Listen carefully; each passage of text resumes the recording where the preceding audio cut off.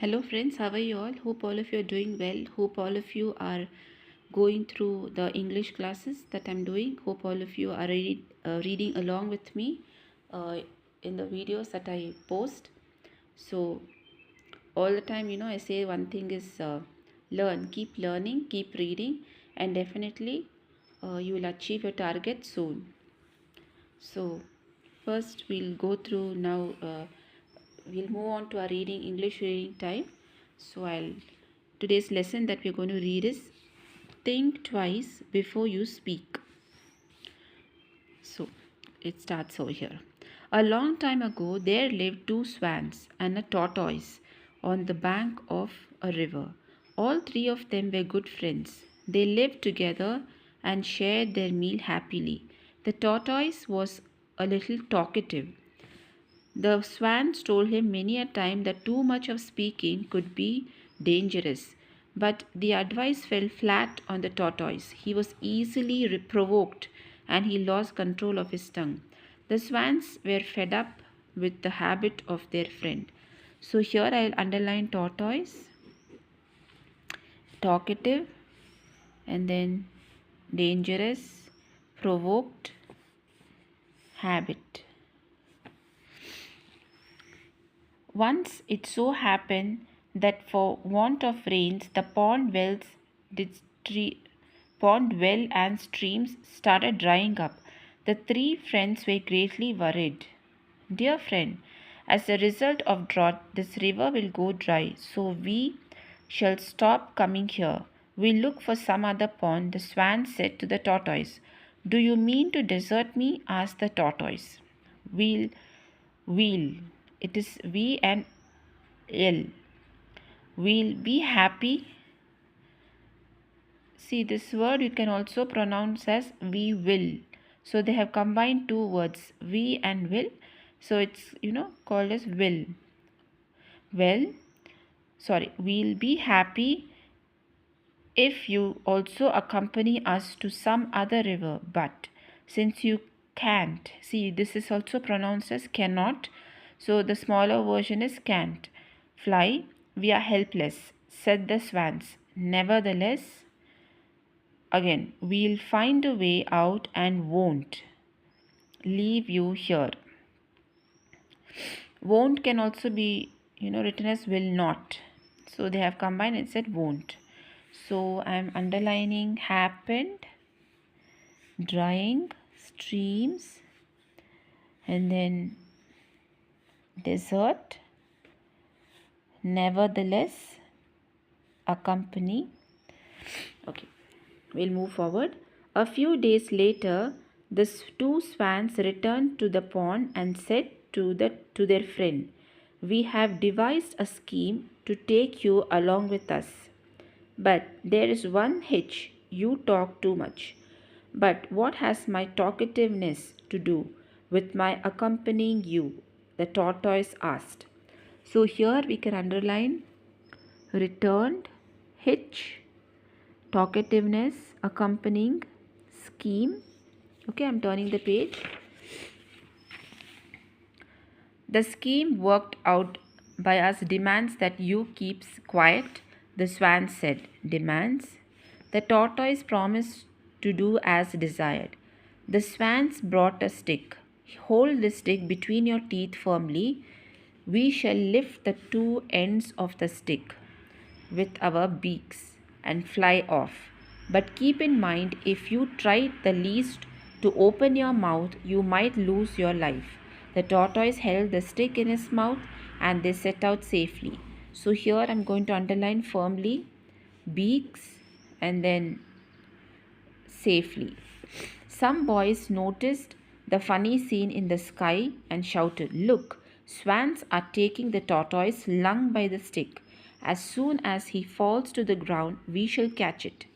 The tortoise kept quiet for a while. He couldn't control his anger for long.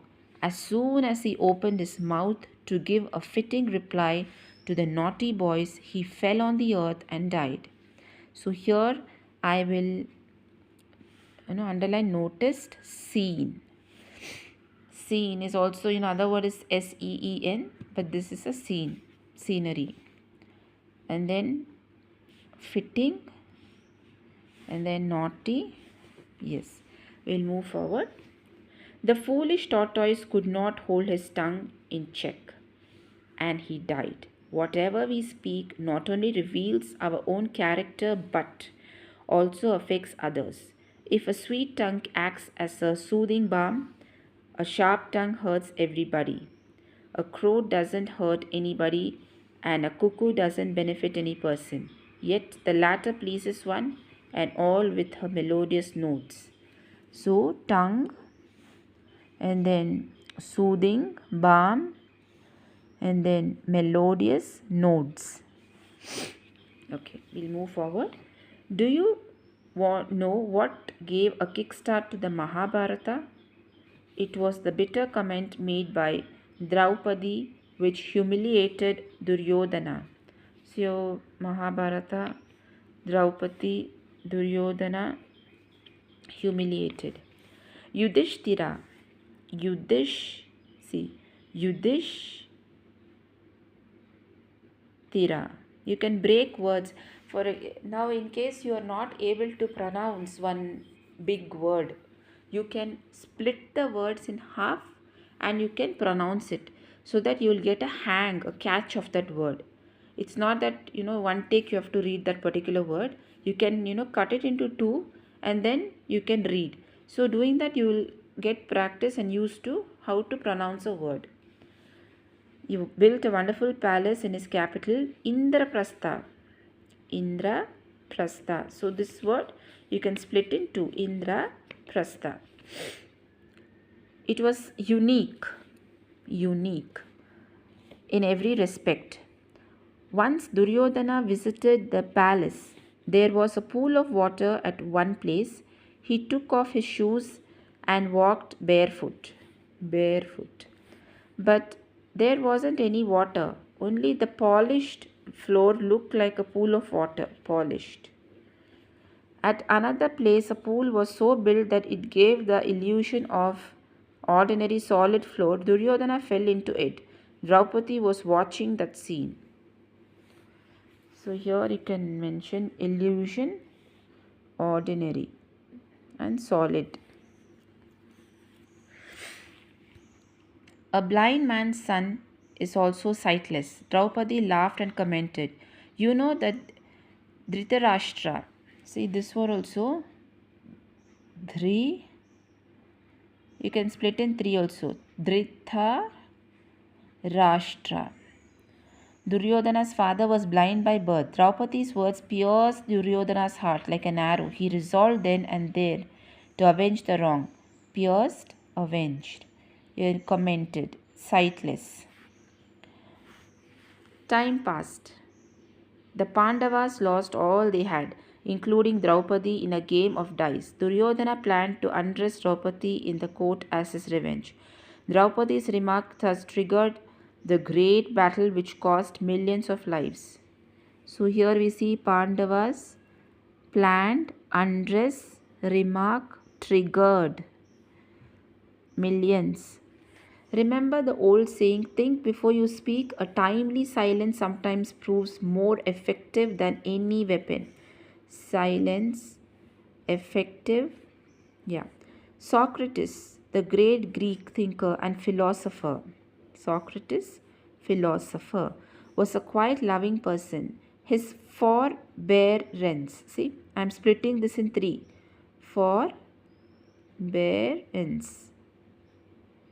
was well known. He used to speak very little, but his short replies often left his critics speechless.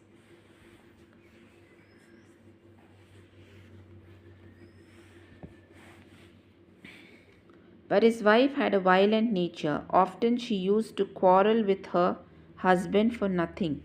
So violent, quarrel. So I'm turning over the page.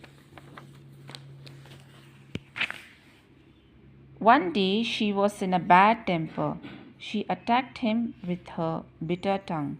Her silence made her all the more furious. Socrates decided to leave the room. As he moved towards the door, She poured a bucket full of dirty water on him. Socrates still remained calm.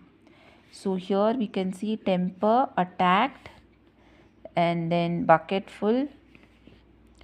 Yes. Some disciples of Socrates were watching the scene. One of them asked him why he did not react to his wife's ill temper. Socrates said smilingly, "After the thunder comes the rain, which is quite natural." His wife accepted her defeat. Somebody has rightly said, "First weigh, then speak. Don't speak thoughtlessly." So here, ill tempered and then thoughtlessly. So that's it for today. Please go to the video. Please read along with me. In the coming classes, I'll teach you how to split words and pronounce it, so that it will be helpful and useful for all of you. And it's not that one shot you get to learn all the words. It's always practice, practice, practice. And I'll teach you how to learn words and how to put those words in sentence and talk. So that's it. I'll again see you in the grammar class. Thank you so much.